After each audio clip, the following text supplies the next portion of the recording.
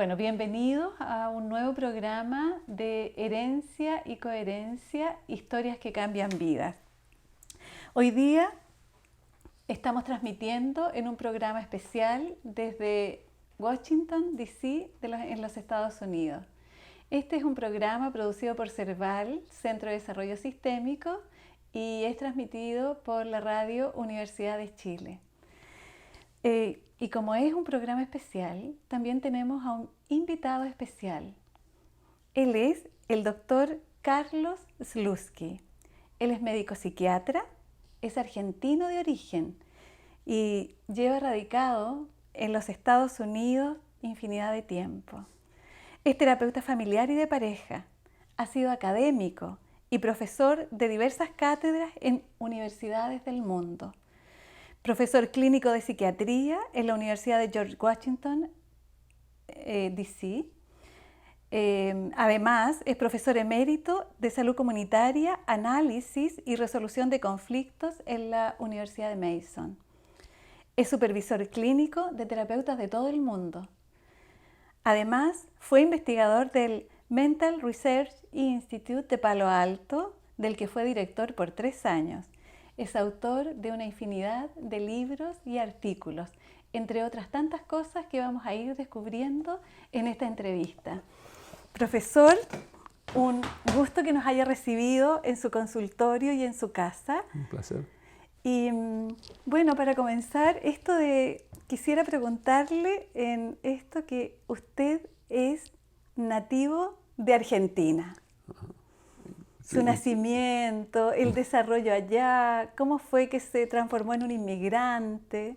Bueno, por cierto, tanta gente, vengo de familias de inmigrantes también. Mis bisabuelos de la línea materna inmigraron a la Argentina en el 1870, algo por el estilo. ¿Desde dónde? Escapándose de los pogroms en Rusia, Rumania, esa zona.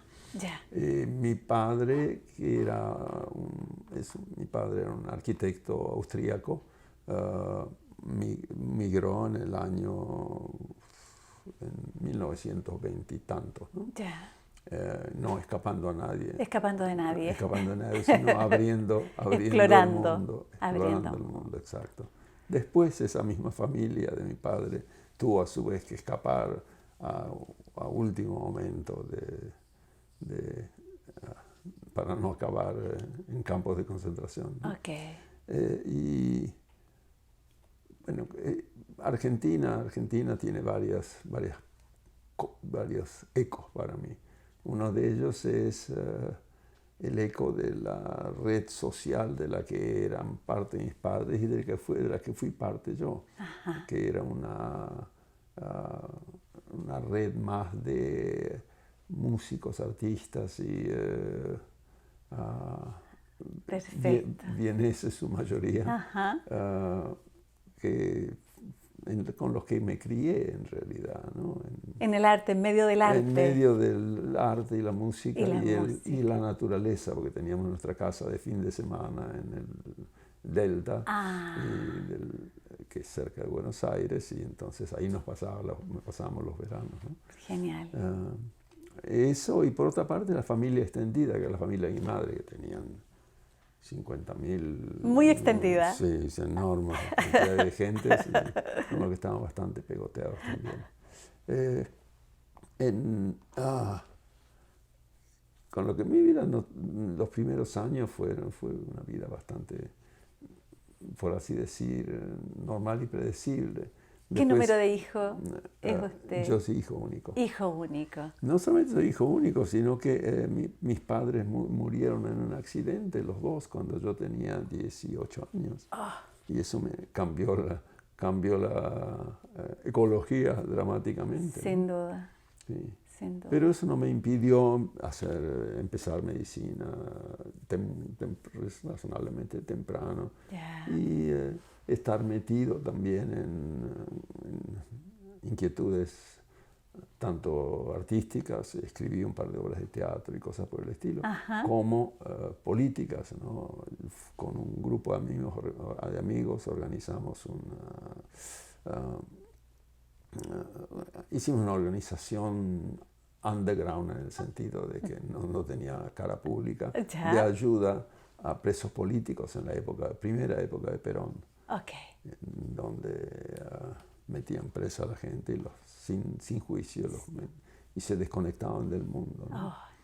Y, ¿Eso en la universidad? ¿Cuando ya estaba en la eso universidad? cuando ya estaba en la universidad. Sí. Perfecto. Pero esto era un grupo universitario, efectivamente. Ok. Y eso, como diría que plasmó mucho de no solamente mis inquietudes políticas, sino mi trabajo en derechos humanos, con los que a través de los años hice una cantidad de cosas, ¿no? De actividades. Perfecto. ¿Y en el vínculo con Chile? Y en el vínculo con Chile, bueno, mi primera visita a Chile fue representando esta organización en un congreso que había organizado de organizaciones de derechos humanos, un congreso de izquierda, que el diario para entonces, El Siglo, le daba mucha, no sé si existe o no, le prestó mucha atención, y el Mercurio, por el contrario, no solamente hablaba mal, sino ponía poca cobertura. Poco foco ahí. Pero donde conocí por ejemplo, a Pablo Neruda, que presentó en una de nuestras reuniones la primera lectura que él hizo de la Oda al Pan o a la Cebolla, una de esas odas elementales. Sí. Maravilloso.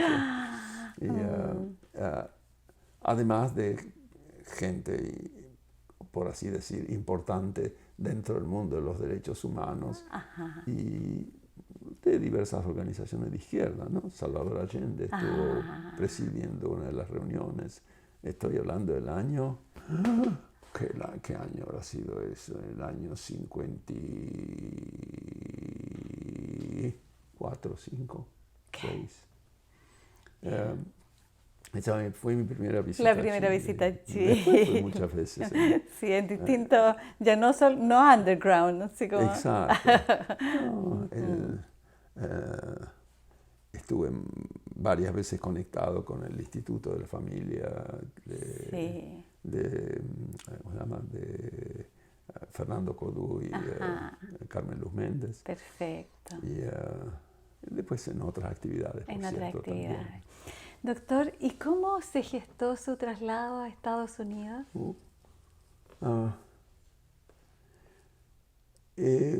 Hay pasos intermedios, ¿no? Yo, ni bien me recibí, entré en un departamento de psiquiatría, aún sin saber nada de nada, como aprendiz, por así decir. Sí.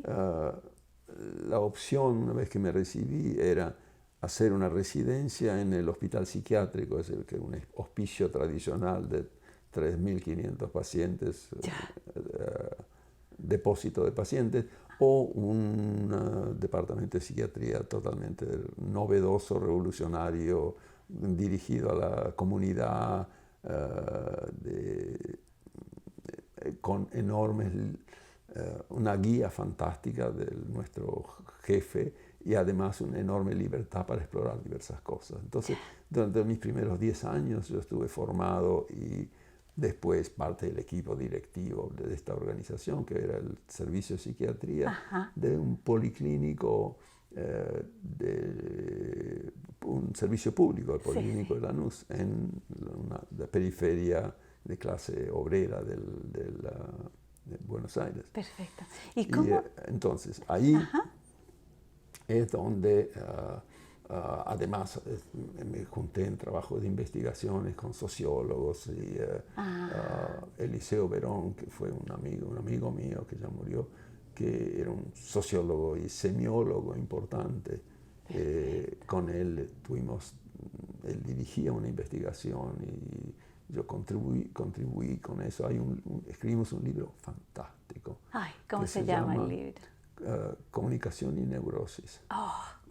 Yo dije, está escrito Verón y yo, es muy fantástico. Lo leo cada tanto, nomás que cuando estoy aburrido, y ideas muy interesantes todavía. Todavía. Sí, pero seguramente solamente se consigue en libros de viejo. Pero además son transversales, son atemporales. como parte de este equipo estaba interesado en diversas cosas que ligaban estructuras sociales y sistemas de comunicación y cómo eso tiene que ver con psicopatología, cómo se junta lo macro y lo micro. Ay. Y un día en la casa de un amigo mirando su biblioteca, fuimos a cenar, fui a cenar ahí, mirando su biblioteca, encontré una revista que no había visto nunca, que es Behavioral Science. Okay. Y ahí leí la sinopsis de un artículo Toward the Theory of Schizophrenia, hacia una teoría de la esquizofrenia de 4 desconocidos, Bateson, Jackson, Haley y Wickland. Yo nunca había leído nada de ellos, no sabía nada de Bateson, o nada. Me golpeó. ¡Pau! Está pescando una línea de cómo estructuras interactivas a nivel más macro se correlacionan con psicopatología. Que es toda la teoría del double bind, etc. Entonces hice rápidamente, además de pedirle que me lo preste, hice fotocopias del artículo para mi equipo y para nuestro equipo y para mí. Y escribí. No había computadoras para hacer. No había. No. La manera de llegar a conectarse con autores era a través de una publicación anual que se llamaba Psychological Abstracts. Perfecto. Cada año aparecía con los nuevos artículos. Me puse a estudiar, buscar qué habían escrito estos personajes. Les mandé cartas pidiéndoles que me mandaran artículos. Así es que me conecté con la literatura primera de lo que acabó siendo, lo que era de hecho un grupo muy central en el Mental Research Institute en Palo Alto. ¿Y qué le contestó las cartas? Bueno, no me contestan cartas, yo les pedía separatas y me mandaban separatas. Ya, perfecto. Entonces, por el momento lo que tenía era una lectura de algunas de las cosas de Václavic, algunas de las cosas de Bateson, algunas de las cosas como podía. Y entonces me conseguí una beca de 3 meses para ir al MRI, al Mental Institute en Palo Alto. Ahí es donde le mandé una carta a Don Jackson pidiéndole si podía, bla, bla, bla, bla. Yo había conseguido una bequita y que si tenía inconveniente. Y es muy amable, Jackson, una maravilla de tipo. Me dijo, sí, por supuesto. Astutamente, lo que yo volé ahí en esos vuelos que en esa época había Buenos Aires, Montevideo, Santos, Recife, una semana viajando, Recife, Habana, etc.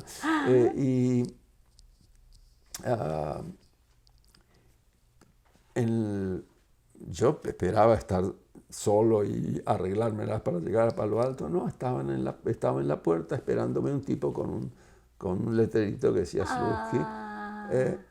Qué amable. Y además Jackson mandó a la única persona que hablaba castellano de todo el team, que era Václavic. ¡Ay, qué lindo!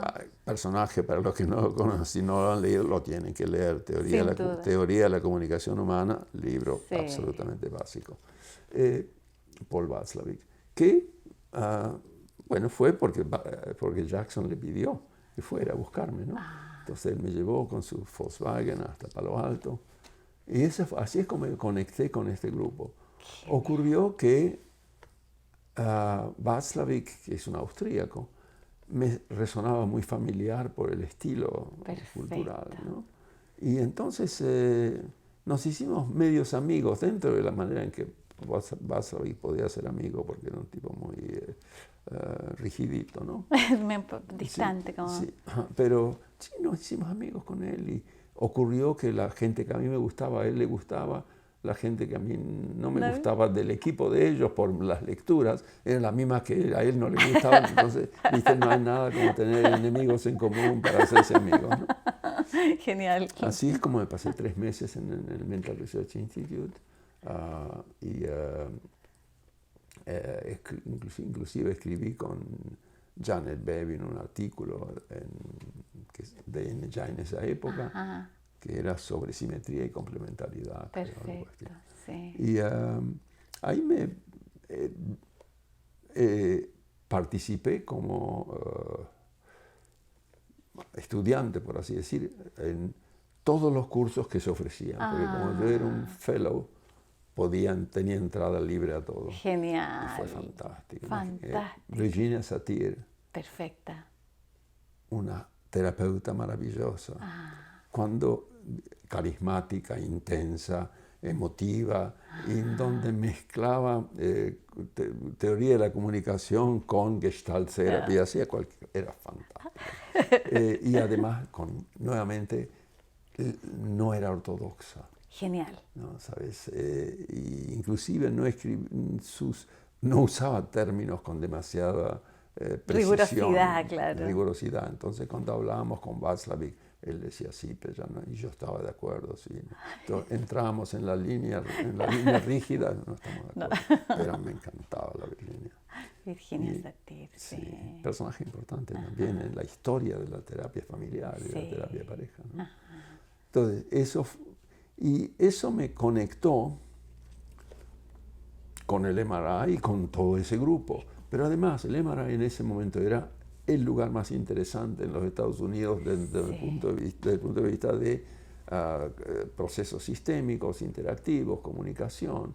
Entonces, cada 15 días venía a dar un grand round los personajes más fenomenales del mundo de la lingüística, de la neurociencia, del procesos interpersonales. Era una riqueza fantástica. Entonces, esa conexión me mantuvo. Yo fui todos los años, por 3 años, durante 3 años fui 3 meses por año, y descubriendo cada vez otras cosas. Sí. Después, en el tercer año, coincidió más o menos con la muerte de Don Jackson, el director del MRI, que murió a los 49 años. O sea... Una pérdida terrible. Terrible. Y el desmembramiento de la organización. Ahí se empieza a desmembrar.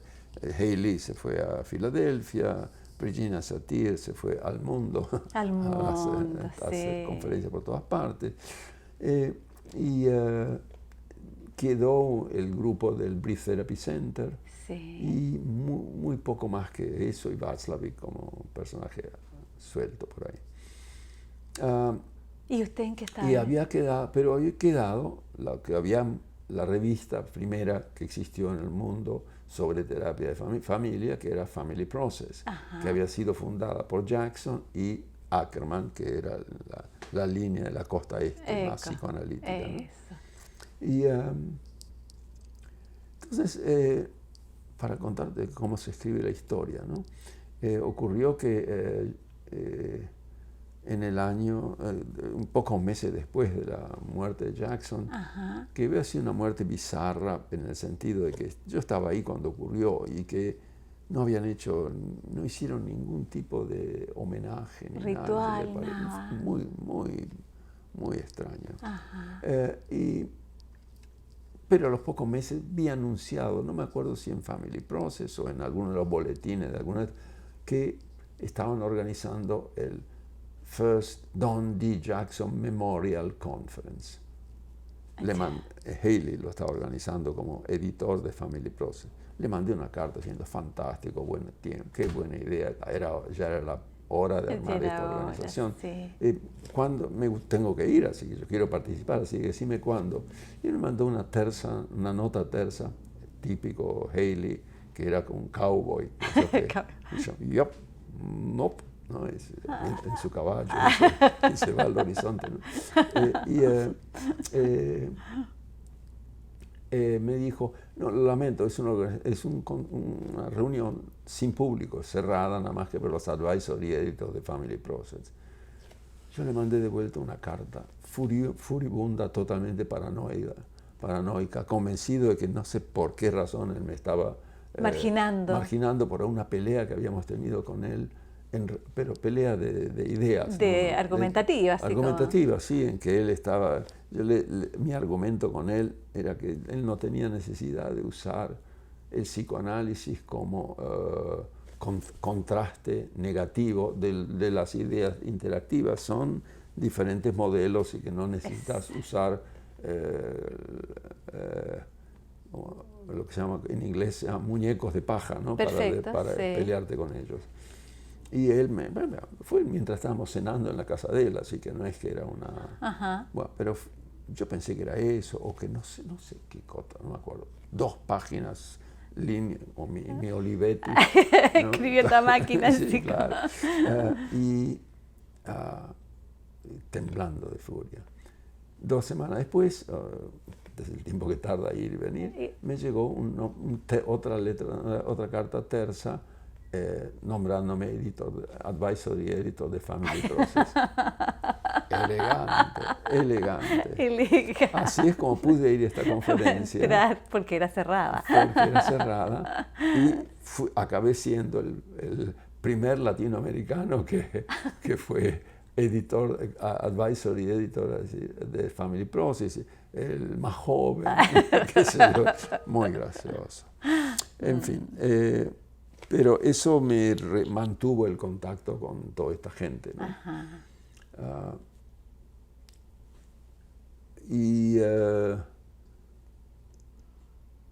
En paralela con todo esto, en esa época progresivamente hubo un decaimiento político importante en la Argentina, después de gloriosos primera parte de los años 60, que fue una expansión cultural fantástica. Después vino la Revolución Libertad, no me acuerdo cuál revolución era, alguna. Sí, yo voté varias veces en la Argentina, nunca, ni una vez un presidente que yo voté salió. Terminó su mandato. Cada vez, una revolución. Un golpe de Estado. Un golpe de Estado. Y empezaron los asesinatos políticos. Yo no tenía ningún peligro, pero de todas maneras el clima era un clima de decaimiento en que se olía mal la cosa. Y mientras apareció la oportunidad de aplicar o presentarme para una beca Guggenheim. ¿Ya? Y la obtuve, así como en diciembre del 71, comienzo del 72, me mudé con toda mi entonces tribu, mi mujer y nuestros chicos a San Francisco. A San Francisco. ¿Y ahí desde la Argentina? Ahí, desde la Argentina, directamente. Y entonces tuve durante un año la Guggenheim y durante otro año, el año siguiente, una Advanced Research Fellowship de la Foundation Fund for Research in Psychiatry, otra organización importante, con lo que durante 2 años estuve llevado por una bandeja de oro, no de oro muy de alta ley, no de alta ley, no muy fastuoso, pero suficiente como para vivir. Perfecto, sí. De hecho, nos mudamos ahí y nos instalamos en la Bay Area, ¿no? en Berkeley, aun cuando después me conecté con Palo Alto y aun cuando mi actividad académica acabó siendo la Universidad de California en San Francisco.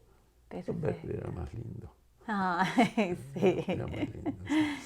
Y yo quiero volver un poco atrás y preguntar cómo se construyó la ruta hacia la psiquiatría y no a otras especialidades de la medicina. Yo me exploré un par de otras especialidades. Por ejemplo, mientras era estudiante de medicina, así hice durante un año más o menos lo que en inglés se llama una clerkship, que es como estudiante ser parte de un equipo de emergencia en las guardias de hospital. Perfecto. En un hospital, entonces yo era parte del equipo de guardias, que es cuando la gente es traída de la calle en urgencias, exacto.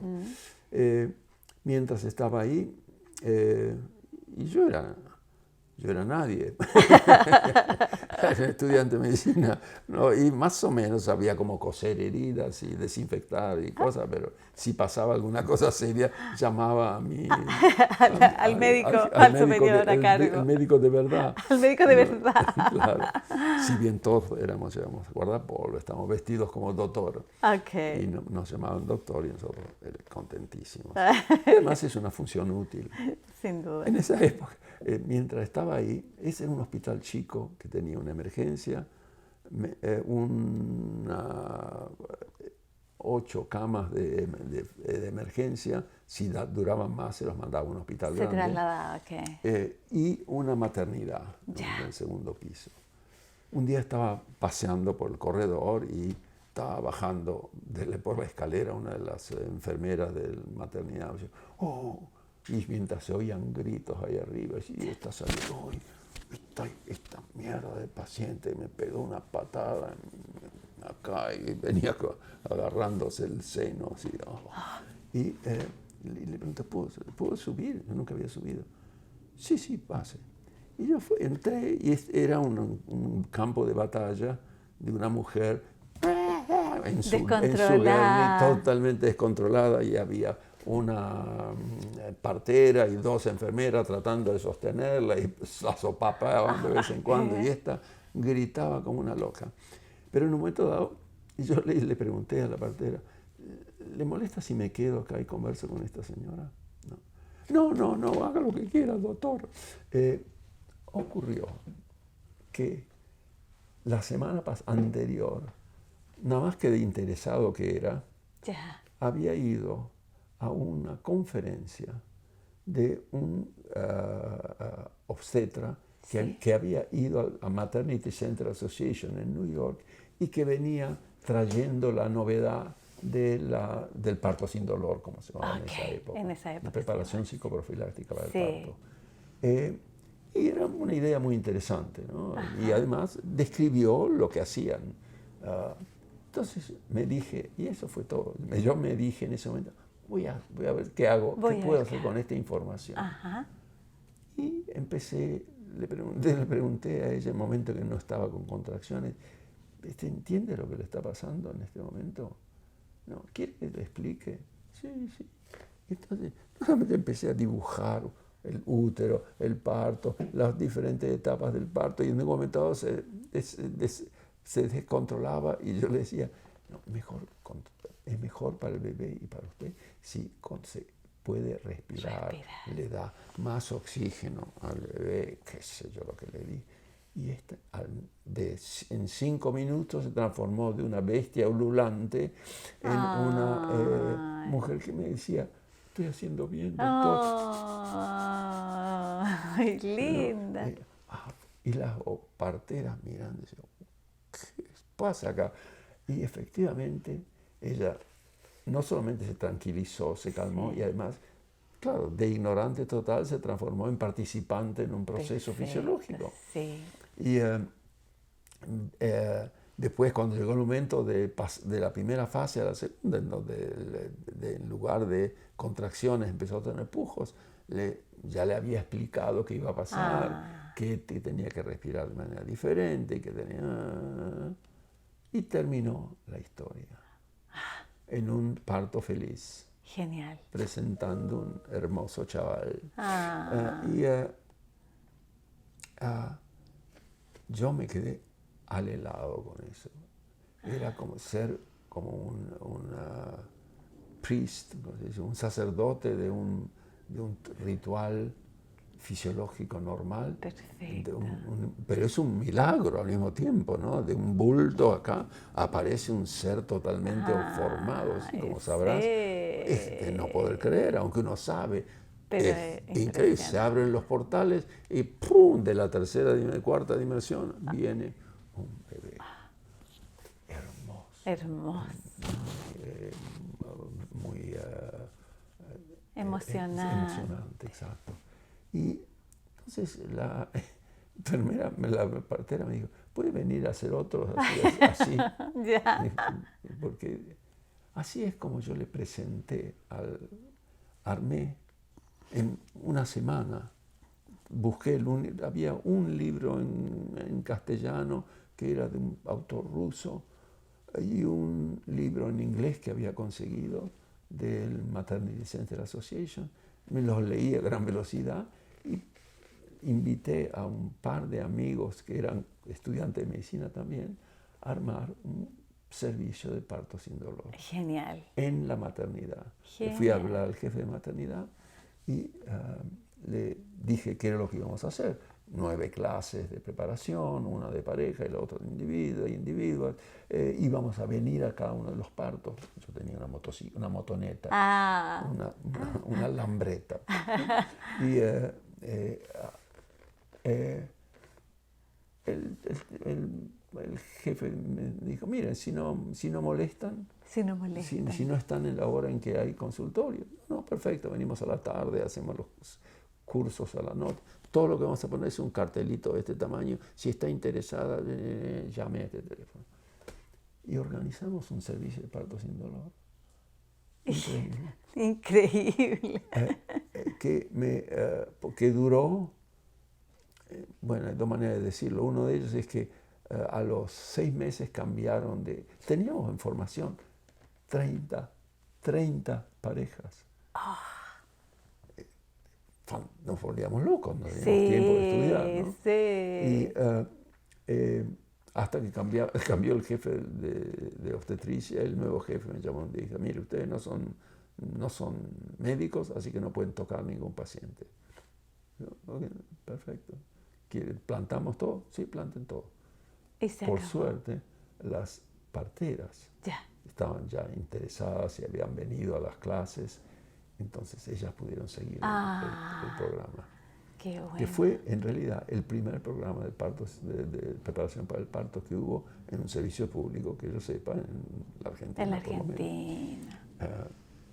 Entonces, una de mis ideas había sido ser obstetra, porque después de todo ya era un experto del 90% de los partos en los que no hay que hacer nada más que estar ahí dirigiendo la orquesta. Claro, el 10% es donde están los problemas, dificultades, peligros y muertes y esas cosas. Pero al mismo tiempo, 90% del tiempo dedicado a eso es aburrido a la larga. Es decir misa todos los domingos, a la larga, a menos que estés muy, muy inspirada por la gracia divina, te morís de aburrimiento, porque ¿cuántas misas vas a tener que hacer? ¿No? Y esto es lo mismo, con lo que es interesante, pero lo encontré en ese momento comparativamente monótono. Como una franjita muy angostura. Esa fue una de mis especialidades. Una de las especialidades, que no seguí. Pero si te fijas que yo entré, bueno, yo vi el perimundo mío era un perimundo que además era más psi que otra cosa. Claro, no solamente en términos de las lecturas que hacemos en casa y cosas por el estilo, sino que mi girlfriend estaba trabajando también en un servicio de psicología infantil y en esa época nos pusimos los dos como pareja en terapia. Simplemente porque yo era un fóbico terrible, que no me gustaba que ella se acurrucara conmigo y se durmiera ahí, y yo necesito más espacio. O algo por el estilo, ¿no? Entonces fuimos a y fue una experiencia interesantísima. Entonces eso me ablandó al mundo psi y me permitió entrar ahí a ese departamento de psiquiatría que fue, habiendo ya muerto mis padres tiempo atrás, mi segunda familia. Y ese servicio, y el jefe fue un padre putativo. Perfecto. La mujer del jefe acaba de cumplir 100 años y yo la veo, la visito prácticamente todas las semanas, vive acá cerca. ¡Ay, qué lindo! Y él murió hace unos años, tuvo que escapar de Argentina. Un par de sus chicos fueron desaparecidos. El servicio se hizo pelota. El servicio de psiquiatría nuestro. Pero, en fin, el hecho es que esos 10 años en una especie de gran familia sustituta, sumamente permisiva, sí. sumamente estimulante de la apertura. Y acogedora, Acogedora, fue magnífico. Sí. Pero ya después, cuando hubo todos los cambios diversos de opresión política, se puso hizo insostenible, más pesado, sí. Y de ahí voy a como conectar con los duelos, profesor.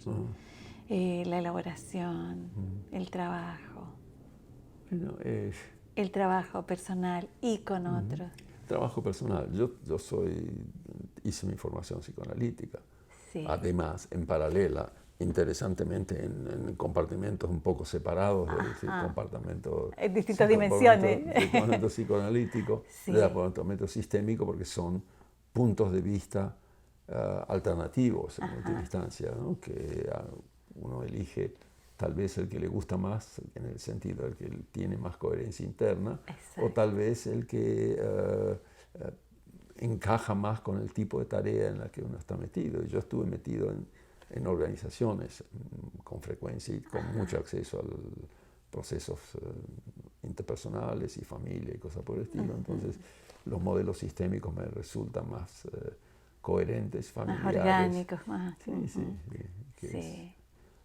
Pero yo, como te decía cuando hablaba con Haley, con la pelea con Haley, yo no estoy peleado con el modelo psicoanalítico, simplemente que y tengo algunos tapes ahí archivados que de vez en cuando aparecen, sí, y con cariño. Y con cariño, ¿no? Sí. Especialmente si lees, no sé si deben haber traducido ya los libros de Kandel, que es uno que sacó el Premio Nobel de Medicina hace unos pocos años, que hace neurofisiología y procesos mentales. ¿No? Y si bien le falta un poco la lonja de procesos interpersonales a nivel de relaciones cercanas. Pero hacen tanta resonancia, ¿no? Sí. Es bien interesante. Entonces, es como en el proceso terapéutico, la elaboración del duelo se hace como... Estás hablando del duelo, sí. es cierto. Bueno, la elaboración del duelo en última instancia es como un proceso de embarazo, ¿no? En el sentido de que ocurre de por sí solo, uno lo deja tranquilo y el duelo tiene lugar y no hay patología. La mayor parte de las quejas de las mujeres embarazadas no son quejas por patología, son quejas porque la fisiología requiere que empujen, que pataleen y que se les crezcan y que diversas cosas que ocurren durante ese proceso, ¿verdad? Y que vienen a quejarse y uno dice, está bien, ya va a pasar. Ya va a pasar, como te lo prometo, va a pasar. Sí. Pasa con el duelo, ¿no? Pero por otra parte, están todos esos, la línea de los duelos difíciles o de los duelos incompletos o de los duelos... o esos que no tienen nombre, como los que quedan como los desaparecidos. Bueno, esos son parte... No sé si conoces, hay una bibliografía muy interesante que originariamente era de Pérdidas Ambiguas, que es Paulina Voss. Una idea bien interesante, específicamente referida a pérdidas en que el sujeto está emocionalmente presente pero ausente físicamente, que hace mucho más difícil el duelo. Tremendo. Sí. Te diré que eso es lo que pasó con mis padres, que murieron en un accidente en Europa, y en esa época no había aviones rápidos que traían los cadáveres, con lo que la muerte de ellos durante años fue una muerte de ausencia física y presencia emocional. Emocional, sí. Después una vez mi tutor, que es el guardián legal, me dijo 7 años después de la muerte de mis padres, ¿sí? ¿Te acordás, Carlos, de que te había preguntado qué querías hacer con la ceniza de tus padres? Y vos me dijiste que lo que a mí me parezca, y yo te dije que las iba a aventar. No, decidí que no las aventé, pero sino que porque a lo mejor cambiabas de opinión. Ajá. Y entonces yo había ido por té ahí, ¿no? A visitarlos. Bueno, entonces las tengo en mi casa, en el altillo. Y me acuerdo, además el sorpresa, ¿y de qué tamaño es? ¿Qué es lo que es? ¿Qué es? Claro, yo no sabía, Feret, no, estaba una caja de zapatos, algo de estilo, cada uno de los dos. Bueno, ¿qué querés que haga con ellos? Bueno, dámelos, digo. Bueno, y así que fui por té y salí con la ceniza de mis padres. De los padres. Que quedaron en mí, los traje a mi departamento. Ya. Y estuvieron en mi departamento por varios años. Ya. Y estaban una presencia. Una presencia. Ahí, no en un altar, estaban en una cosa así, ¿no? Ok, como sí. En un stand. Claro, y recién los aventé cuando me estaba por ir a Estados Unidos. Porque tampoco puedo ir llevando las cenizas de papá. Pensaba la idea de un guardia aduanero, dice, ¿qué lleva acá? La ceniza de mi papá. No, sí. No. ¿Cómo se llamaban? ¿Ah? ¿Cómo se llamaban? Mis padres. Sí. Mi padre se llamaba Félix. Sí, mi madre se llamaba Juana. Juana. Ah. Entonces, pero bueno, esa es otra historia. Sí. Las pérdidas ambiguas. Las pérdidas ambiguas. Con eso estuve, imagínate, creo que cualquier terapeuta comprometido se encuentra con frecuencia con ese tipo de situación. Sin duda. La cantidad de familias con desaparecidos y aún familias escindidas en las que la muerte de alguien generan conflicto y que hacen que alguien escape con el cadáver, por así decir. Sí. ¿Verdad? Sí. O en las que no se pueden hacer ciertas cosas en el velorio. Claro. ¿No? Y entonces los rituales necesarios para llevar adelante el proceso de duelo se congelan ahí. Ajá. ¿No? Bueno, hay montones de situaciones. Desaparecidos es una, pero el Alzheimer es un buen ejemplo, ¿no? Exactamente. En donde la gente, los parientes de los Alzheimer, que los cuidan, la esposa o esposo que los cuidan, la pareja,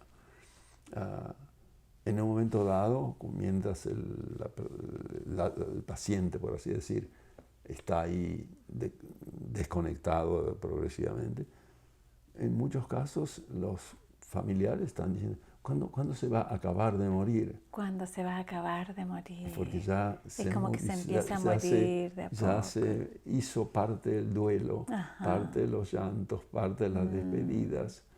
Y entonces ahora le toca al otro hacer el movimiento, ¿no? Ajá. Entonces hay muchas situaciones en que los cuidan hasta el final, pero la última parte es con esfuerzo.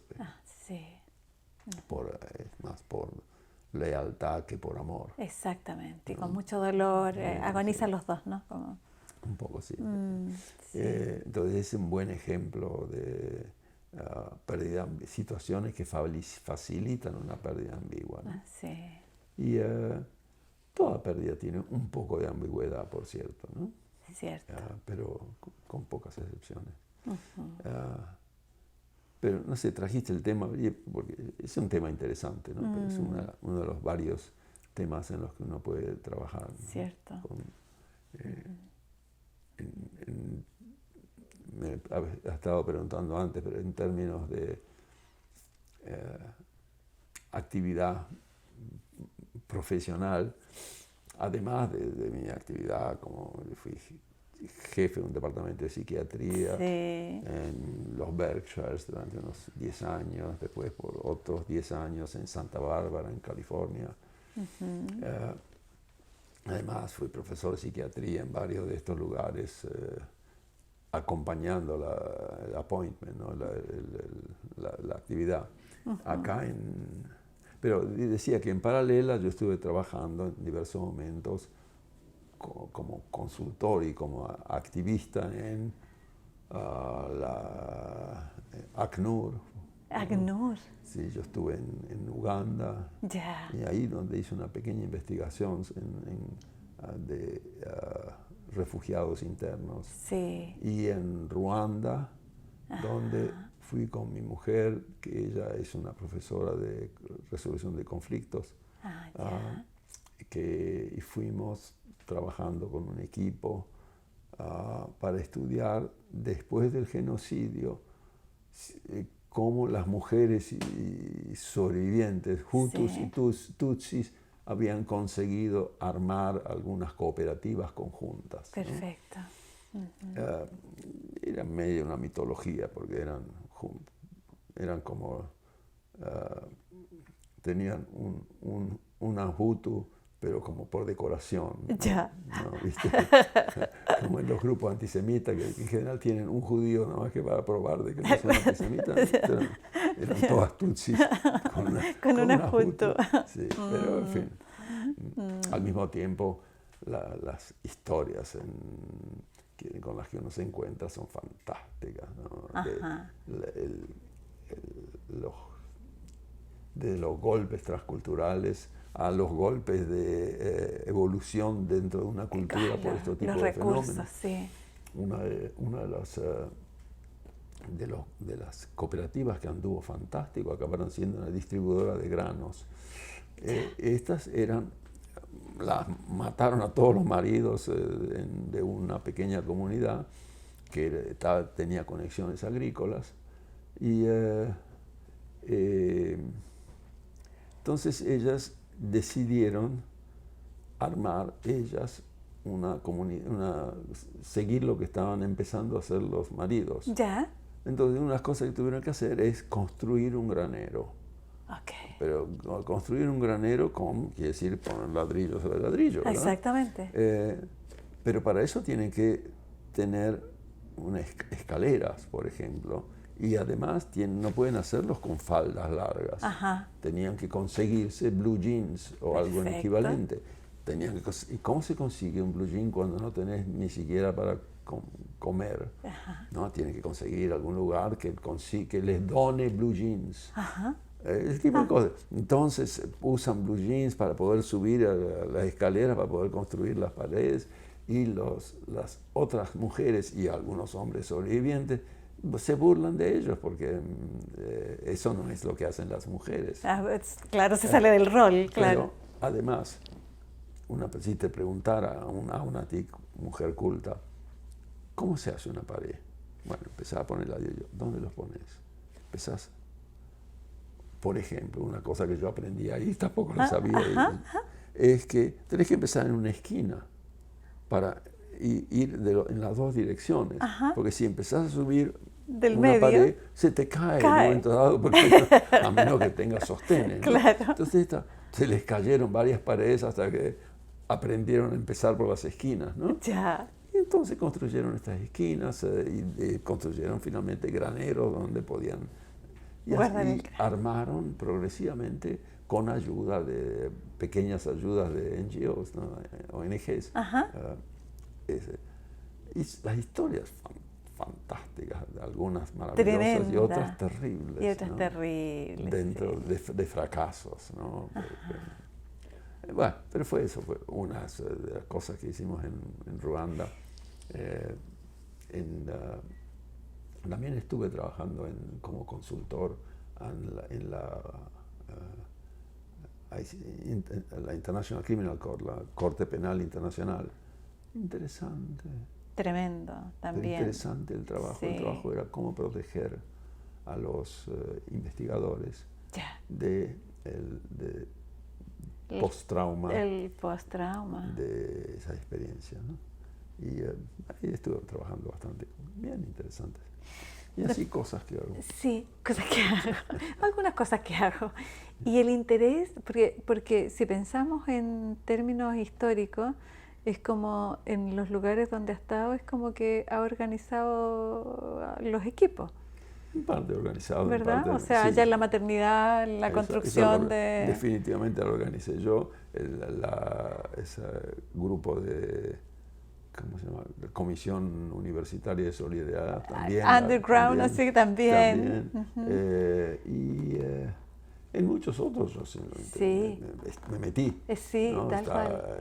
En el servicio de psiquiatría, en el hospital en Lanús, en Argentina. Yo era parte del equipo directivo, acabé siendo parte del equipo directivo, entre otras cosas porque yo estaba interesado en varias cosas, tenía intereses transdisciplinarios, entonces traía a los psicólogos, traía a los sociólogos y hacíamos cosas juntos. Exactamente, ¿verdad? Sí. Pero en muchas otras no las organicé yo, sino que me metí en cosas que me interesaban. Y en algunas de ellas acabé con cierto rol y en otras simplemente hice lo que me interesaba y después escribía, que además, una de las ventajas de ser escriba es que muchas de estas cosas las puedo documentar un poco y como son interesantes, sí. las publico aquí y allá, ¿no? Perfecto. Sí. Doctor Slutsky, y preguntándole sobre el trauma, el trauma de los grupos que no solo son los traumatizados, sino los que de alguna manera cautelan o tratan a los traumatizados. Porque se produce como un trauma de los que generan el trauma, claro, de los que trabajan con el trauma, etcétera, etcétera. Bueno, eso es lo que te comentaba, que es el trabajo que estuve haciendo con la International Criminal Court. Exactamente. ¿No?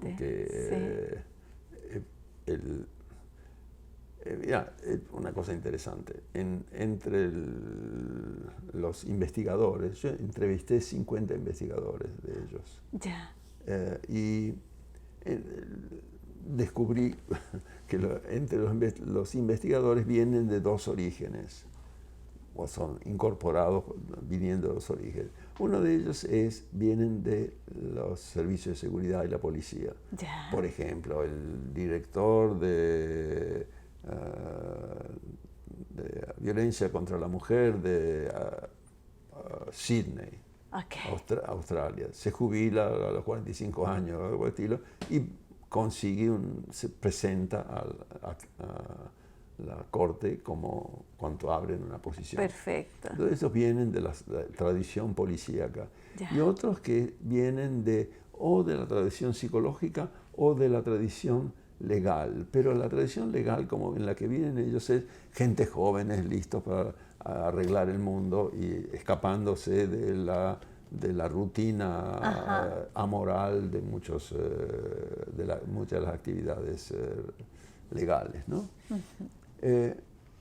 La posición frente a la búsqueda de la información, porque estos investigadores lo que hacen es van desde La Haya a Goma, en la zona de los lagos, entre Uganda, Congo y otros amables vecinos, donde hay enormes pequeños grupos de armados sin ninguna regla, nada. Terrible. Y donde las mujeres son violadas cada 14 días, ¿no? Porque sí. Porque sí, no por como si hubiera un por qué no, pero decir, simplemente como una cosa de rutina y estable, y el derecho del conquistador o del más fuerte. Y donde además, si no les gustas, te tiran un machetazo que te cortan un brazo. Ese tipo de cosas. Y matan a tus hijos, a tu marido, a tu mamá, a lo que fuera, antes o después de violarlos, etc. Entonces, va un investigador con un traductor en Goma, en su lugar para hacer entrevistas, que queda generalmente dentro de un pequeño cuartel. Un cuartel. Por razones de seguridad, ¿no? Sí. Pero tienen su propio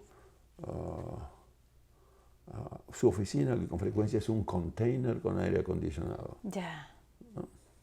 ¿Sabes lo que es el container? Sí, ¿No? sí. Bueno, entonces viene alguien que les cuentan los horrores más espantosos y ellos tienen que tomar nota, buscando discriminar si se trata de un crimen en contra de la humanidad o si se trata de un crimen.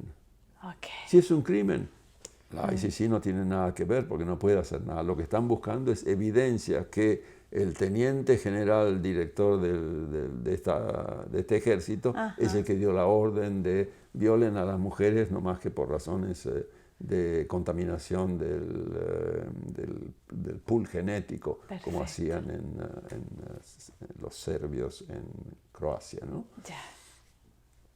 O por alguna otra razón por el estilo. Entonces, parte de la entrevista es buscar la organización detrás de lo que había ocurrido. Okay. Mientras que, te imaginas, la pobre mujer que está ahí, además que con una fístula, porque no solamente la violaron, sino que le metieron un revólver en el traste, ¿no? Sí. Y le dice, me va a ayudar, por favor, porque necesito. Están tratando de encontrar las pobres mujeres algún tipo de eco. Y estos, a su vez, se entrampan emocionalmente, ¿no? El sentido es, claro, voy a hacer lo posible para ayudarla, señora o señorita, lo que fuera, cuando en realidad no tienen idea. En general no pueden, pero además tienen que tomar nota.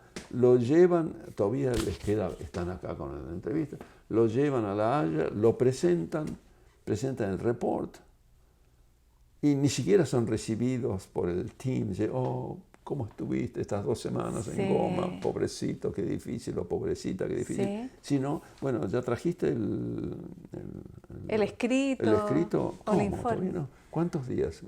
Lo pasan arriba al otro estrato, que es el estrato donde se estudian los casos y se juntan la segunda información, que puede tardar 6 meses. Oh. Entonces, todo el horror de la situación de esta persona, que es tomada personalmente y que a su vez el resarcimiento, la resolución del sufrimiento es el poder reparar de alguna forma. Y están esperando 6 meses, ¿podremos reparar o no? Y ni siquiera hay alguien desde arriba que le está informando cómo está el proceso. ¿Cómo va el proceso? ¿No? Entonces, cosa que no es atípico, no es que es una organización cruel, es que en las organizaciones no piensan en estas cosas. Son otros tiempos, ¿no? Claro. Sí. Entonces, ¿cuáles son los que sufren? No los que vienen de la policía, porque los que vienen de la policía están acostumbrados a decir, siga una instrucción, sí, señor, a la orden, y lo hacen. ¿No? Y entonces pueden tomar distancia. Todo está muy encuadrado y es culturalmente así, cultural. Exacto. En la organización de la que vienen. Y estos otros, que son los entusiastas jóvenes y que quieren resolver los problemas del mundo, más sweet, y al mismo tiempo más tiernos, son los que acaban sufriendo y a la larga muchos están quemados, no quieren saber más nada, hay una deserción importante. Altísima. Claro, bastante alta y cuando no, problemas psicosomáticos, por supuesto. Por supuesto. O problemas de pareja también, ¿no? Que se dan más frecuentemente con esta gente. Perfecto. Eso tiene que ver con Y ahí, cuando usted trabaja con los equipos. Cuando yo trabajo con...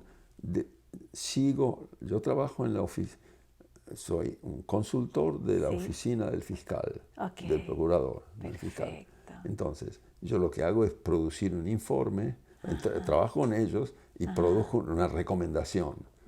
Por ejemplo, la recomendación es a todos estos diversos niveles, es además de una preparación, que no la tienen suficiente. No la tienen. No, que es tan importante, ¿no? Hacer psicoprofilaxis. Exactamente, como en el parto. Sí. La segunda es que haya una recepción cuando más vuelvan, cálida. más cálida y más claramente concebida como tal.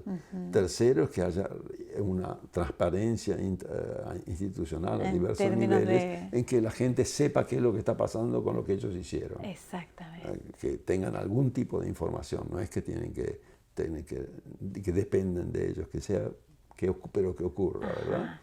Y que les dé una idea del proceso. Y además la idea del sino qué, porque el sino qué a nivel de Goma, digamos, del Congo, sino nada. Sino nada. ¿No? Porque si vas a perseguir a todos los violadores en el Congo, un tercio de la población masculina va a acabar en la cárcel, ¿no? Sí. Y es como al revés. Tanto así que totalmente asociación libre. Asociación libre, sí. En Ruanda, sí. los genocidaires, que son los Hutus, parte del ejército del grupo de Interahamwe, que son los Hutus que mataron a los que crearon todo ese genocidio de 500.000 Tutsis y varones y Tutsis y algunas mujeres también. Los mataron a machetazos en 100 días, ¿no? Fue una masacre feroz. Y después, cuando los Tutsis entraron en el poder por una invasión, se escaparon, la gran mayoría, pero a muchos de estos los agarraron. Ahora, están en cárceles que en Ruanda, que no sé quién, los ves en la calle.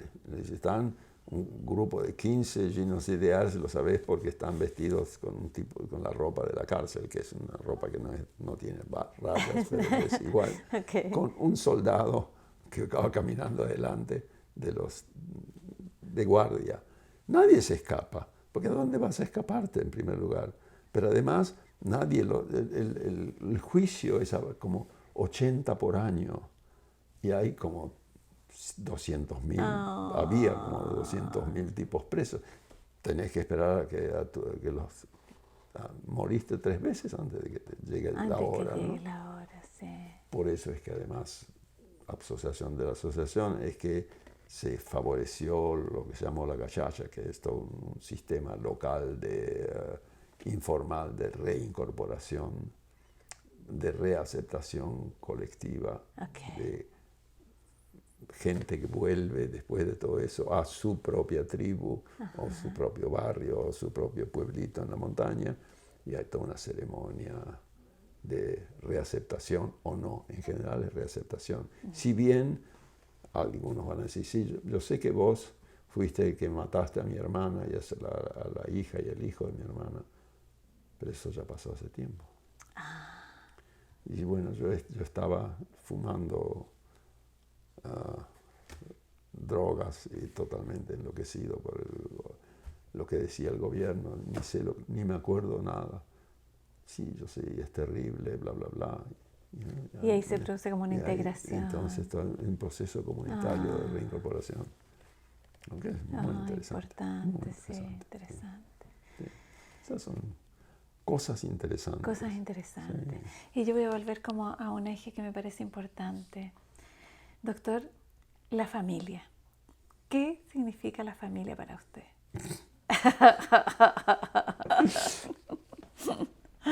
Es como el terapeuta familiar, la familia.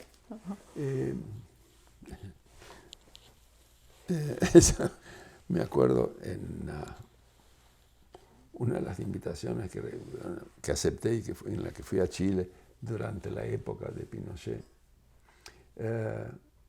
Llegué y a las 2 horas vinieron a buscarme al hotel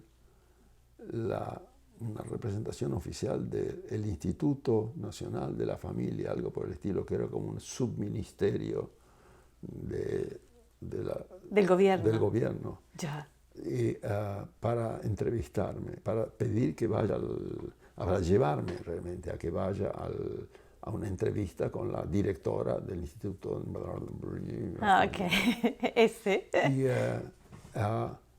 que me contó Carmen Luz, era uno de los, probablemente lo que querían ver es si me iban a autorizar a hacer mis presentaciones o no. Ya. ¿No? Y entonces fuimos, y a Carmen Luz me acompañó a hacer lo que... Y, bueno, a ese lugar, en la puerta había 2 personas con ametralladoras, así que no es que era un lugar amable, era parte del gobierno, ¿no? Y la que me recibió es una señora con una falda negra, una blusa blanca, un collar de perlas, todo muy así. Dice, ay, doctor, tanto gusto conocerle. Bueno, pero estamos interesados en saber su opinión. Por ejemplo, ¿cuál es, cómo es que usted concibe a la familia? Después me dice, déjà écouté. Y yo no me acuerdo, agarré el violín y empecé a hablar. ¿Y cuál es su opinión de esta historia de la libre, de la en favor o en contra del control todo? No sabía cómo hablar de aborto, decir la palabra aborto, porque decirla era como tenerlo, ¿no? Entonces estaba arreglando. Entonces, a mí veces en su respuesta dentro de la línea. Qué graciosísimo. Sí, yo a mi vez le contestaba diciendo que unas cosas interesantes de los modelos, yo le hacía para respuestas, ¿no? Un efecto interesante de los modelos sistémicos es que uno puede operar con en diferentes contextos culturales y en cada ocasión respetando lo que es la cultura dominante. Por ejemplo, en familias árabes, y me ponía a hablar árabe, y ella quedaba satisfecha, yo quedaba satisfecho, no le contestaba a ella. No, Ella quedaba muy feliz. Y ella, sí, al final no solamente eso, estaba ella y un asesor que me lo había presentado, que era el representante del Opus Dei. Oh. Que estaban todas, ella y el representante del Opus Dei, ¿no? Y esa fue la entrevista. Y mientras estábamos saliendo en el corredor, yo le dije a Carmen Luz, que venía conmigo, what a motherfucker. Y ella me dijo, cállate, que también hay corredores, hay micrófonos en los corredores.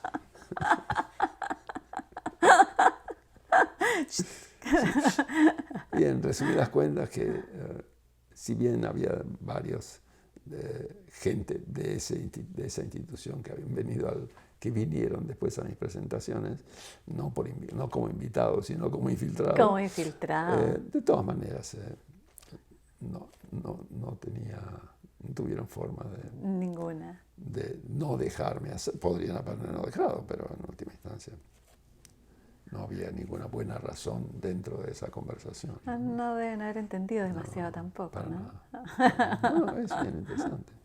Pero dentro, pensando en cosas interesantes, yo estuve durante muchos años, formé parte durante muchos años de lo que diría el gran grupo central del mundo de las terapias sistémicas, familiares y de pareja, ¿no? Que tenía una coherencia bastante fuerte, interna, en el sentido de que nos reconocíamos los unos a los otros. Era un grupo finito. Perfecto. Y eso, ser un grupo finito hace que uno no solamente se reconozca, sino reconozca las fronteras y mantiene cierta centralidad, ¿no? Que después, cuando a medida que ocurrió, que la terapia sistémica, la terapia familiar, la terapia de pareja, no solamente se expandió a ser una herramienta y una óptica en muchas otras profesiones, sino en diversas partes del mundo y en muchas instituciones, no solamente se borra hasta cierto punto la centralidad se arriesga bastante fuertemente a transformarse de una óptica en una técnica. Cierto. ¿No? Y la técnica en la que se absorbe como cualquier otra y con lo que tiende a perderse la visión sistémica. Cierto. Tiende a más bien aprender los trucos del oficio. Ajá. ¿No? Que reducido a la técnica. Y reducido, claro, los trucos del oficio no te abren a una epistemología, sino que son menos desafiantes. Son más estratégicos. Claro, son menos desafiantes. Y entonces hace que si es para gente vieja como yo, dentro del sistema, quiero decir, es un mundo más extraño, porque es un mundo en donde gente de muy diferentes orientaciones que dicen que hacen, y probablemente lo hagan, su versión de terapia familiar y terapia de pareja, hay muchos casos no reconozco el lenguaje. ¿No? Y, otros códigos.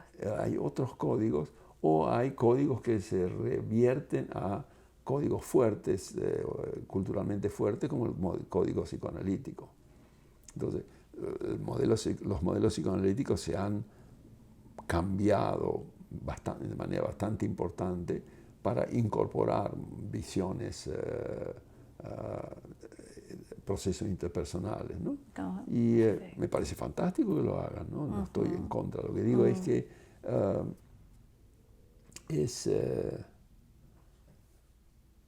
eso pasa en realidad con muchas de las áreas novedosas.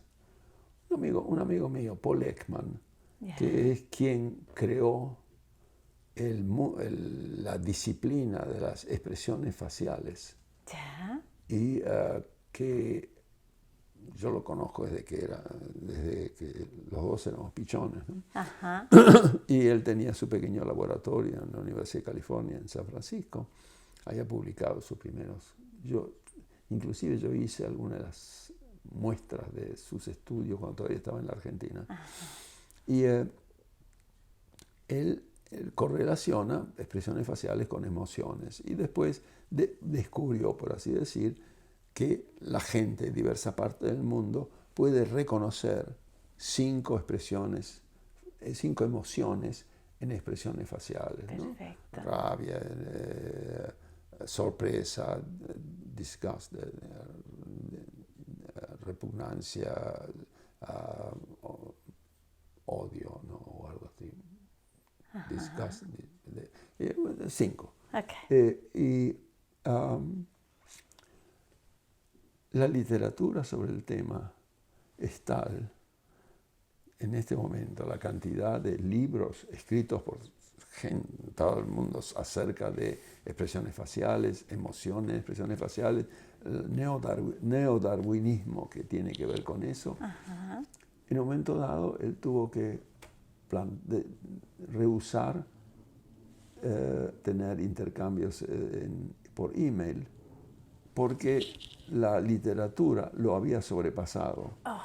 Había tantas cosas escritas sobre lo que él había escrito y lo que la gente había escrito acerca de la gente había escrito de lo que él había escrito, que en un momento dado se dio cuenta que él no podía mantenerse al tanto de toda la evolución. Qué potente. Interesante, ¿no? Sí, tremendo. Y con lo que él se cerró boliche de ese tipo y armó una cosa mucho más pequeña.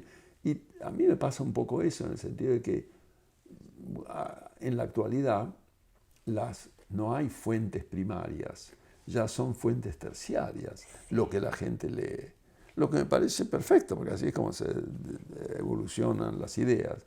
Pero las fuentes terciarias, a veces sí, a veces no, citan a las fuentes secundarias, que a veces no, sí, a veces no, citan a las fuentes primarias. ¿Verdad? Sí. Y entonces, en un momento dado,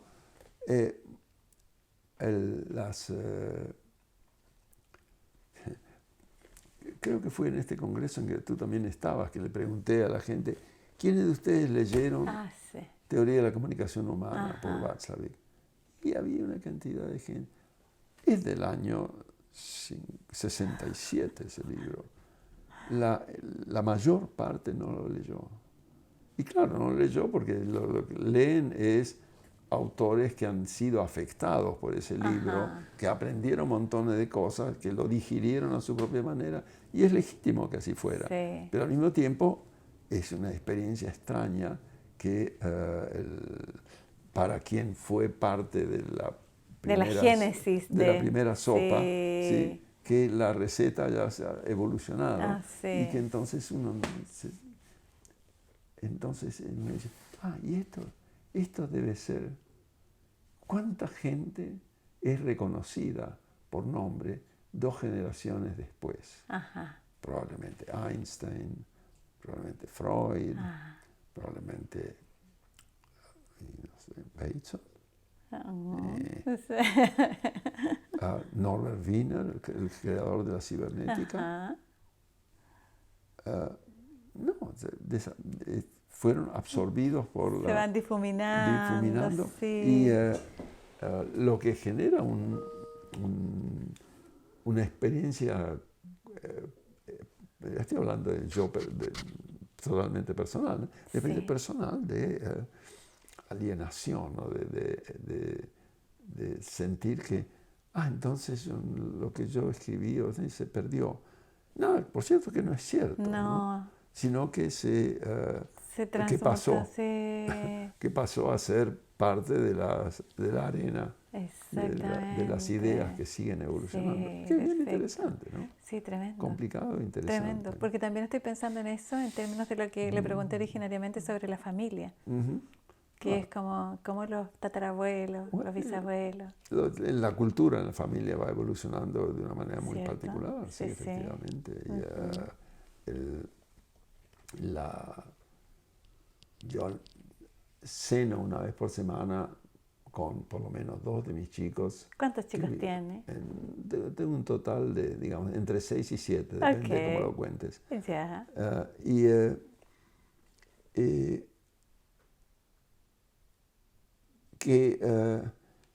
Pero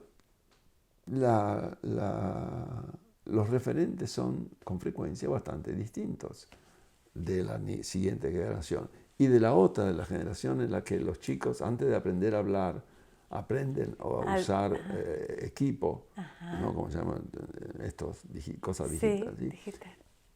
Es sustantivamente diferente del modo de armar citas, de establecer relaciones, de cuál es la lógica que uno puede predecir de lo que va a ocurrir. Mi libro sobre la red social, me pidieron que haga una nueva, digamos, una segunda versión, ¿no? Pero voy a tener que escribir un par de capítulos sobre otras cosas, especialmente acerca de cómo se arman, cómo operan las relaciones en el mundo virtual, ¿verdad? Por cierto que no operan de la misma manera, por cierto que reemplazan a muchas de las otras.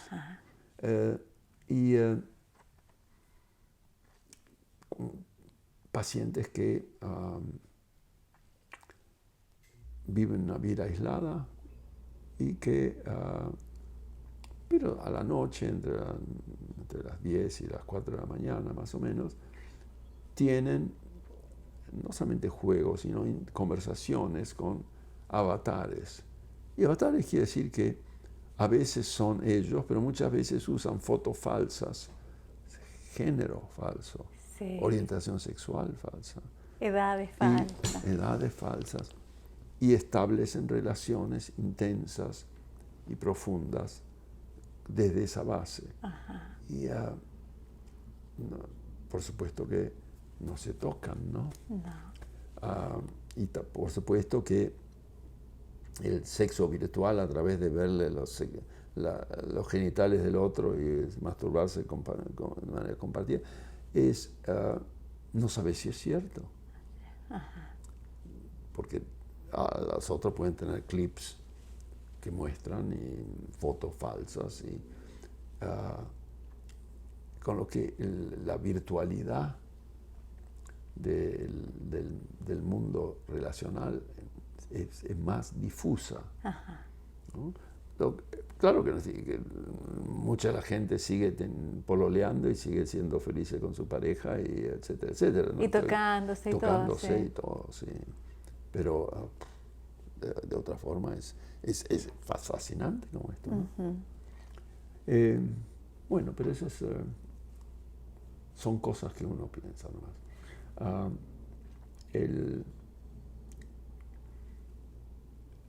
Si vas a hacer un cierre, lo que tendrías que hacer en el cierre es además hacer una recomendación acerca de mis últimos libros. Pero que antes del cierre quiero preguntar otras cosas. Bueno. Quiero preguntar dos cosas. Quisiera preguntarle sobre el amor.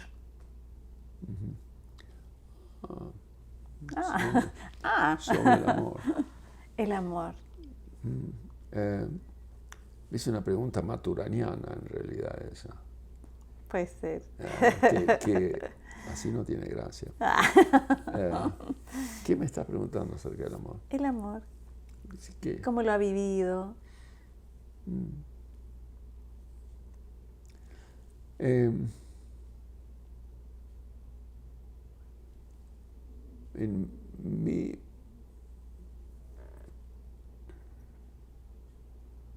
mi experiencia, yo tengo dificultad en poder definir en mi propia vida lo que es el amor, porque es como el amor está compuesto de dos o tres cosas, ¿no? Además del apego sexual, ¿no? Porque del impulso sexual, ¿no? Sí. Uno de ellos es la lealtad. Cierto. Con lo que tarda tiempo en descubrirse ese amor, ¿verdad? Sí. A veces uno siente muy de entrada que existe tal cosa, pero en veces no. Y la otra es la transparencia, que está ligada de alguna forma a la lealtad, ¿no? Que, bueno, una vez más, a veces se descubre, a veces tarda en descubrirse. Fíjate, una anécdota. Ya.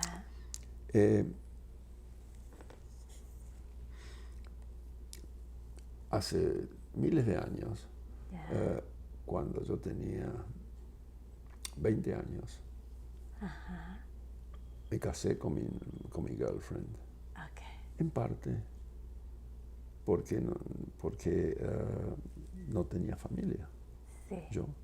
En parte porque de esa forma me transformaba legalmente en un menor emancipado, en lugar de depender de mi tutor. Con lo que, además, a mí me gustaba ella. La amaba, no sé, era demasiado chico para saber qué corno era. Además de que era una persona magnífica en muchos aspectos, yo no me hubiera casado si no hubiera sido por esos contextos. Pero no se lo podía decir a ella o a nadie, por supuesto, es mala educación. Entonces, nos casamos, vivimos juntos por 3 años y después nos separamos, imagínate, a los 23 años. Claro. Ella siguió su propia vida y yo la mía. Por muchos años no nos vimos para nada. Inclusive tuve que divorciarme en Estados Unidos para poder casarme con la mujer con la que me mudé a los Estados Unidos, y no sabía dónde vivía. 30 años después,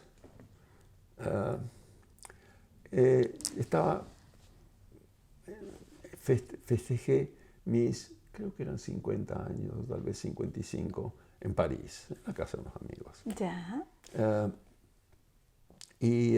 A ver, ahí se había divorciado en la Argentina, se había casado sí, con otra, etcétera. ¿Ya? Pasaron muchas cosas. Muchas cosas entre medio. Mucha agua bajo el puente. Ya. Y había una cantidad de amigos en París, inclusive amigos íntimos, cercanos, varios. Y para esa fiesta decidí invitarla a mi primera mujer, que era una psicoanalista que vive en París.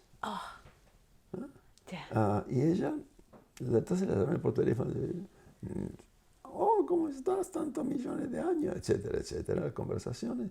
Y le invité a tomar un té a la casa de unos amigos, en cuya casa estaba parando en París. Nada más que para establecer un poco de contacto. Contacto. Sí. Entonces, vino, después nuevamente, hacía muchos años que no la veía, que no nos veíamos, y mis amigos, pensando que facilitaban la cosa, decidieron quedarse. Con lo que estaba teniendo una conversación totalmente trivial, no íntima, a la hora del té, en que hablábamos de cualquier huevada y no se armó nada, ¿no? No se armó nada. Entonces, en un momento dado, ya agotados del esfuerzo social, ella se levantó, yo me levanté y dije, bueno, ya, ok. Y ella me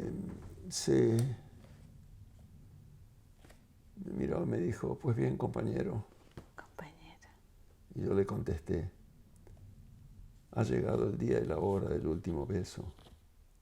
Y se le abrieron los ojos. Y me dice, no caigas en eso. Tiene esos trances su melancolía. Y yo le dije, como te decía ayer por la tarde, mejor.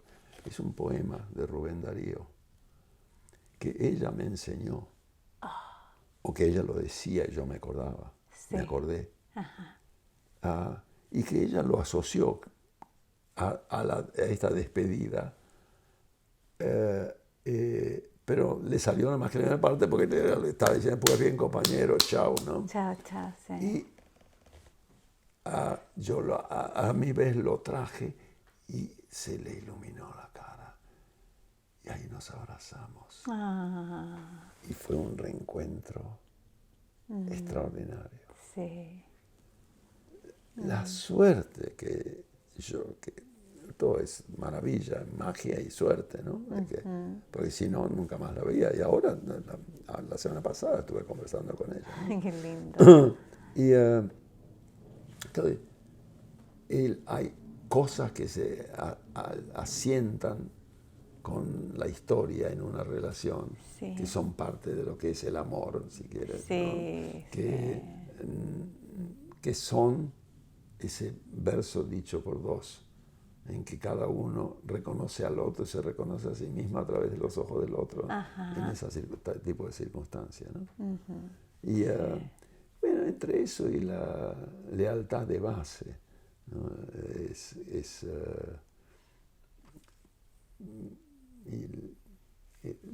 Son elementos centrales, además de la atracción. Hay un componente estético que es feroz, importantísimo, ¿no? Que uno piensa, ¿qué corno tiene que ver con amor?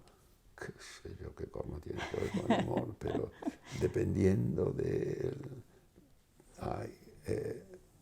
todas las mujeres en las que he amado,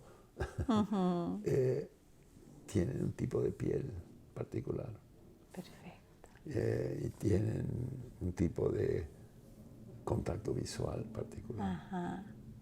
Y que eso tiene que ver con mi amor por, no sé, en toda esa pero ahí emoción algo ocurre. Complicada. Ajá. Tiene la combinación de los elementos estéticos, del momento adecuado, por supuesto, para iniciar la historia, sí, ¿no? Para armar la historia, y la lealtad, y los buenos momentos. Los buenos momentos. Sí. Claro, viste que hay gente que se las arregla, y esa es parte del trabajo en terapia, ¿no? A veces, que hay gente que se las arregla como para tener un collar de cuentas de cosas negativas. Y hay 50 anécdotas negativas y esas se acompañaron de 50 o 60 en momentos positivos que de alguna forma se borran, no están no tienen... No son partes del collar. Sí, no tienen valor relacional, que es una capacidad de destruir relaciones. cierto. ¿no? O de por lo menos no construir, no permitir al otro sentirse alojado en un lugar cálido en la persona. Ajá, perfecto, ¿no? sí. Y hay es una variación de una cosa que escribieron Lang, Lang y Philipson y Lee, que es la espiral de las perspectivas recíprocas. Ajá. Dice, mi imagen de ti, mi imagen de tu imagen de mí, mi imagen de tu imagen de mi imagen de ti, y así una reconstrucción. Sí. Y eso es lo que en última instancia sí resuena en términos de amor. Perfecto. Pero no sé si estoy diciendo cosas razonables, porque es más bien, dudo que pueda deconstruirse. Ajá. Pero además quizá el amor no tiene que ver con cosas razonables, ¿o no? Exacto, ¿Sí? por eso digo que es difícil de deconstruir Sí. el amor en sus diferentes componentes, puesto que son Indefinibles. son todo eso. Exactamente. Lindo. Y junto con el amor, con los nacimientos, quisiera preguntarle por la muerte. La muerte propia, la trascendencia, los libros.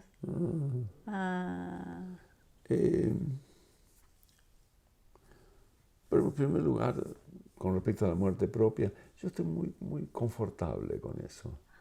A mí no me angustia la muerte, no me asusta, no me preocupa demasiado. Perfecto. En realidad, porque retrospectivamente pienso que podría haber vivido mi vida mucho mejor de la que la viví, pero también mucho peor. Es una manera de decir que tengo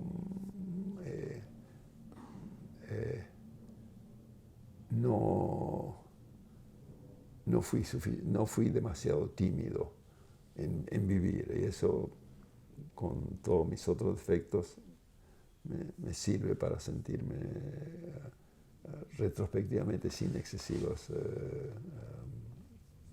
quejas. Sin quejas. Sin quejas. Sin Y quejas. con la sensación además de que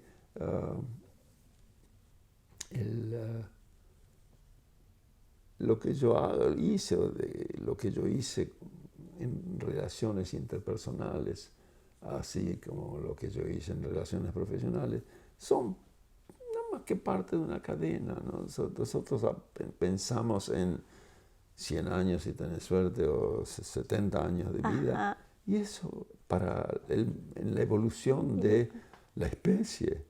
Porque los Neandertal, ¿sabes hace cuánto tiempo que los Neandertal eran Neandertals? Hace nada más que como 40.000 años. Ajá. Es ridículo de poco, ¿no? Y además mira la capacidad evolutiva que tenemos como especie. Ajá. Entonces, siendo parte de la especie, a mí lo que me frustra es que no pueda satisfacer mi curiosidad. Ah. Esa es la parte que no me gusta de la muerte. Okay. Estoy en contra, como dijo. Como dijo Woody Allen, ¿no? Estoy en contra, ¿no? Pero fundamentalmente por una cuestión de curiosidad. ¿Y cómo va a ser, ahora que está desapareciendo el equilibrio precario, socioeconómico, político del mundo? Ajá. ¿Cómo va a ser dentro de 50 años? ¿No? Yo cuando era adolescente leía ciencia ficción y siempre lo que me interesaba era ver la construcción de sociedades alternativas, cómo la armaban a nivel más macro, ¿no? Porque que haya un rey o unos príncipes, eso no interesa. La cuestión es cómo está organizado el sistema, ¿verdad? Sí. Que ahora uno tiene la posibilidad de verlo como tal, ¿no? Ahora que pienso, Game of Thrones es muy divertida, pero no te da una idea de cómo es el sistema, porque son pequeños grupos peleando los unos con los otros y no hay... es como la historia medieval. ¿Historia medieval de qué? Bueno, historia medieval de Inglaterra del Norte. Bueno, está bien, y eso no es la historia, eso no, que no te da sí, te da solamente, mientras más chicos las unidades, más fácil de jugar a que eso es un mundo. Una totalidad. Sí, mientras que ahora esa totalidad se da, con lo que me da fastidio no tener una idea de, no ser un testigo de eso. ¿No? Uh-huh. Inclusive, ni siquiera me importa ser un testigo de cómo va a ser la vida de mis hijos. Me importa eso, pero no es que pienso, ¿qué pasará con mis hijos? No. O mis nietos. Porque ya les va a ir bien. Es cierto. No, pero al nivel más macro es tan interesante como pregunta y tan imposible como respuesta que me fastidia eso. Pero eso es una especie de visión optimista de la vida, más que una visión optimista de la muerte, ¿no? Una visión muy optimista de la vida. En términos, es como, sí. Estoy en contra de la muerte. Quiero vivir. Sí, quiero vivir. Y además, quieres vivir responsablemente y vivir con alegría. Ajá, sí. Las dos cosas. Bien, bien. ¿Y sus libros? Mis libros. Sus libros. Bueno, como te dije, todo eso que hay ahí en mi biblioteca son libros en los que yo o coautoré o escribí, o en la mayoría escribí capítulos. Perfecto. De los libros en castellano, los dos que tuvieron más visibilidad son ¿cómo se llaman? ¿Redes? Bueno, el libro sobre redes sociales, por cierto, que es la red social frontera de la terapia sistémica, o de la práctica sistémica, algo por el estilo se llama. Así que fantástico, además muy bien. Y el otro es La presencia de la ausencia. Es bello. Es el que me comentaste que habías leído, recordabas de un artículo. Sí, ese es un conjunto de casos clínicos, y varios de ellos los escribí como artículos.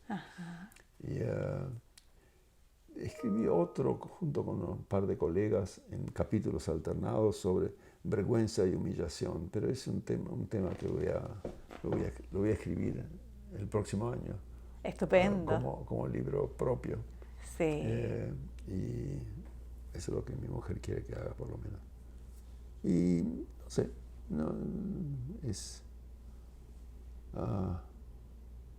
tengo en este momento un proyecto como de 5 artículos de diversas cosas, muy diversas cosas, que lo hace bastante divertido. Estoy escribiendo con Pacman un libro sobre terapia con víctimas de torturas. ¿Qué? Después tengo otro que sobre el de vergüenza y humillación, que lo estoy armando como un pequeño libro propio. Perfecto. Después otro sobre...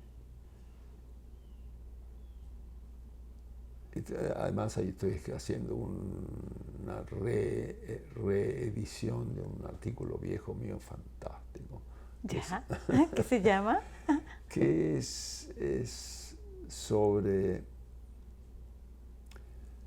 prescripciones para una intervención terapéutica. Que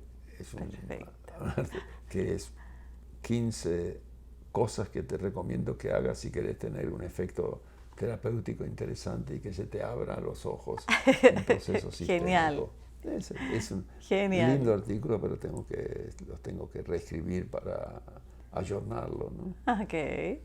Y además, otro que es uno más novedoso, que tiene que ver con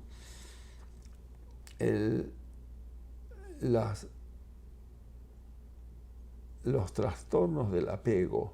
Ay. Y las historias de los huérfanos rumanos dados en adopción y los pacientes psiquiátricos crónicos. Okay. Todo juntado. Todo junto. La idea es que los pacientes psiquiátricos crónicos en hospitales crónicos y que existen todavía, desarrollan un tipo de relación con el mundo terapéutico que se parece se parece a los huérfanos rumanos, en el sentido de que aprenden por la inestabilidad del sistema y la opacidad del sistema y la indiferencia del sistema, aprenden a relacionarse con, por ejemplo, los terapeutas o psiquiatras de buena voluntad que quieran trabajar con ellos. Han aprendido a trabajar, a conectarse con dos o tres modalidades. Una posible modalidad es que te operan como si vos fueras la persona más maravillosa del mundo. Ahora después te dicen, ay, además me puedes dar un cigarrillo. Por supuesto, un cigarrillo. Sí, no, yo no fumo. Ya. Y termino. Y ahí te das cuenta, wow, ¿qué pasó acá? ¿Dónde estaba? El apego era un apego totalmente superficial y seductor al mismo tiempo. Sí. Pero es razonable. Exacto. Si pensás que hay 5 personas que van a trabajar contigo, pero van a durar 6 meses en el trabajo, después consiguen un trabajo mejor y se van Sí. Y hay unos nuevos. En un momento dado están interesados en la conexión inmediata por razones. Otros que por el contrario, cablón, ¿no? Vos te acercás, querés conectarte, y no hay espacio. Rebota todo, ¿no? Total indiferencia. Sí. O el decir sí, ¿no? Una posición complementaria superior. Ese tipo de fenómeno, que es un fenómeno que se describió en los huérfanos romanos. Pero la razón para describir eso es que es útil para los terapeutas por el efecto que generan en los terapeutas, porque yo, persona de buena voluntad, voy a trabajar con estos pacientes tratando de rescatarlos de su alienación, etcétera, y me encuentro con esto, el golpe narcisista al terapeuta es brutal. Con los chicos, los huérfanos rumanos en Estados Unidos, que fueron una cantidad y fueron adoptados, hubo algunos que los padres los devolvieron porque no podían tolerar el nivel de indiferencia y violencia. Otros que se dedicaron la vida a tratar de rearmar, y efectivamente en 3, 4, 5 años se le restituye parte si no todo, la capacidad de vincularse. Sí. ¿No? Y bueno, ese es otro de los artículos. Como ves, algunos pequeños, otros más y otros grandes, enormes y hondos, y de todas las formas geométricas. Exacto. Doctor Slutsky, estamos terminando nuestra entrevista. Sí, un placer. Ha sido un placer recorrer en distintas formas geométricas todas las preguntas y todas las asociaciones que usted ha estado haciendo. Y eso. Okay. Muchas gracias. Muchas gracias por dispararme algunas preguntas interesantes que salieron medio desilvanadas, pero bueno, así es como funciona el proceso primario. Y así es como funciona nuestra herencia y coherencia. Sin duda su historia va a cambiar muchas vidas, doctor. Gracias. Gracias.